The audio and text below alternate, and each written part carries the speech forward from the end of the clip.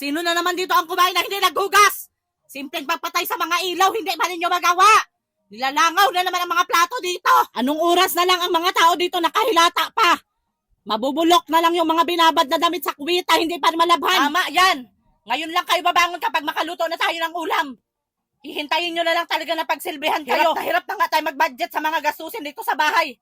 Ang mga kasama mo magpabigat pa sa'yo. Ang mga dumi sa mga pets sa labas. Ako pa ang magliligpit, paalaga-alaga kayo sa mga pets tapos hindi kayo marunong mag-asikaso. Ang mga lagayan dito sa tubig, nilulumot na. Saka lang kayo makaisip maglagay ng tubig sa rep kapag ka mauuhaw na kayo. Maghahanap ng malamig. Sige, wag pa kayo magsipagbangon dyan. Sisilaban ko talaga kayo. Wag nyo talaga ako subukan ngayong araw na ito. Lunes na Lunes talaga gagawan tayo ng kasalanan sa mga tao dito. Imbis na hindi tayo gusto magsermon pag Lunes. Kay magtuloy-tuloy na naman buong linggo ang sermon natin. Sa bagay, hindi man kayo maapektuhan kapag magsermon tayo. Baliwala man lang sa inyo.